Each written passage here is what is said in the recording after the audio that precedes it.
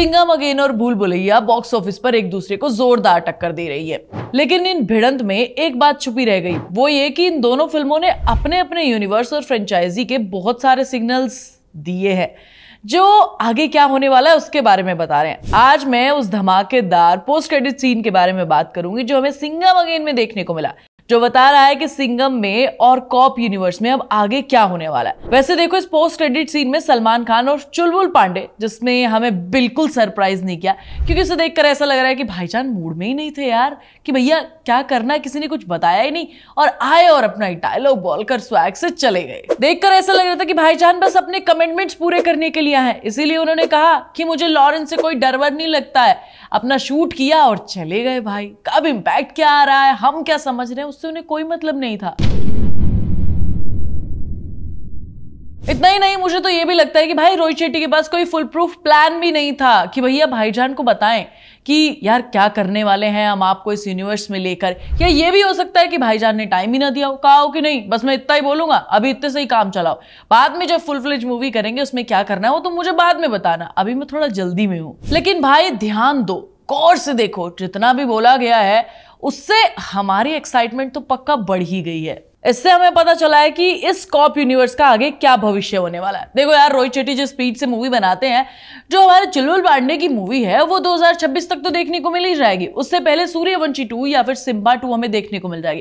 वैसे तुम पर्सनली मुझसे पूछो ना, मैं सिम्बा 2 के लिए बड़ा एक्साइटेड हूँ, क्योंकि भाई सिंघम अगेन सिंघम 3 में जो रणवीर सिंह ने कारनामा किया है, जो ह्यूमर का तड़का लगाया, उसे देखकर तो मुझे मजा ही आ गया। मैं सिम्बा 2 जरूर देखना चाहती हूँ उनकी। भाऊ जे मला माहित नाही ते सांगा, tell me something I don't know. इन दोनों मूवी में से एक मूवी तो मुझे पक्का देखने को मिल जाएगी अगले साल ही, तभी तो ये यूनिवर्स आगे बढ़ेगा। और मजे की बात पता है क्या है, ये सलमान का सिर्फ एक कैमियो नहीं था, ये तो सिर्फ एक शुरुआत थी, असली धमाका अभी होने वाला है, क्योंकि भाई हमें चुलबुल पांडे की एक अलग से फुल फ्लेज मूवी देखने को मिलने वाली है इस पूरे के पूरे कॉप यूनिवर्स में। अब सोचो कि भाई ने सिर्फ एक डायलॉग मारा, लेकिन थिएटर में बैठे हर बंदे ने सीटियां बजाई। यार सलमान जब स्क्रीन पर आते हैं तो लोगों की एक्साइटमेंट बढ़ी जाती है। सोचो कॉप यूनिवर्स में जब उनकी एक सोलो मूवी होगी, वो भी सिंघम के साथ, तो लोग कितना ज्यादा एक्साइटमेंट से भर जाएंगे।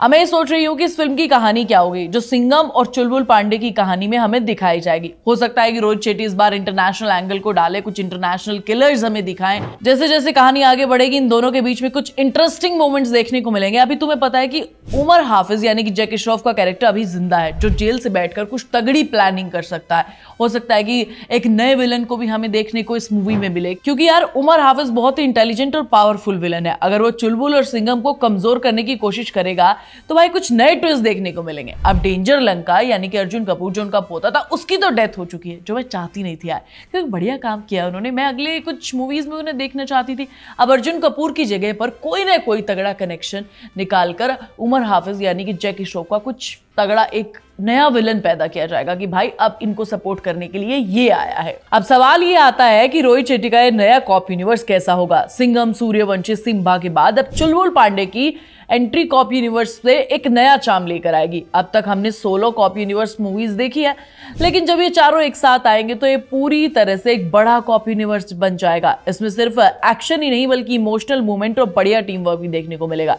यार मैं ये कह रही हूँ कि भाई अभी तक हमें सिर्फ सिम्बा का ह्यूमर देखने को मिल रहा था, अब चुलबुल पांडे सीरियस तो है नहीं सिंघम की तरह, तो यहाँ पर हमें ह्यूमर का डबल डोज देखने को मिलेगा। सोचो यार, एक ही मूवी में चुलबुल पांडे, रणवीर सिंह और साथ में सिम्बा का जो कैरेक्टर है वो, और अजय देवगन की सीरियसनेस, सारी चीजें मिलकर क्या कॉम्बिनेशन बनती है ना, एक तगड़ा कुछ न कुछ निकल कर आएगा तुम्हारे और मेरे लिए।